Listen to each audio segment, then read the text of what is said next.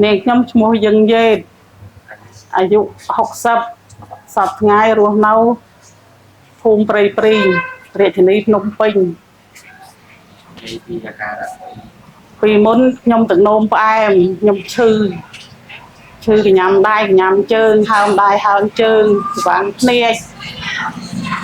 ហើយបាត់ដៃបាត់ជើងយប់ឡើងចម្រានអត់លក់អាសេះអាសោះដៃជើង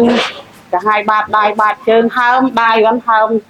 ស្ដាប់អត់ចុះទេពីមុនមកដល់ពេលខ្ញុំឆ្ងល់ឆ្គាល់ទៅដោះគោហ្នឹងអ្នកចិត្តខាងបានណែនាំមកឲ្យខ្ញុំហូបទៅដោះគោហ្នឹងខ្ញុំហូបទៅបានប្រហែលជា2 3កំប៉ុងធូរបាត់កាហាយដៃកាហាយជើងធូរដៃអីក្តាប់ចុះបានអញ្ចឹងតែពីមុនក្តាប់អត់កើតរឹងហ្មងជាតិឆ្ក600ពីមុនមកដល់ឥឡូវនៅសល់តែ100ជាងឯងអត់ទាន់ហូបបាយ100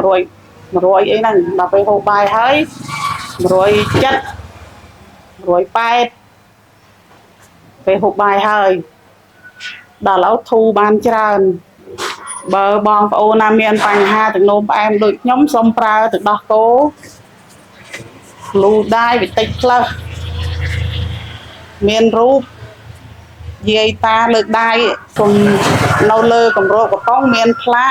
កទង់ជាតិអាមេរិក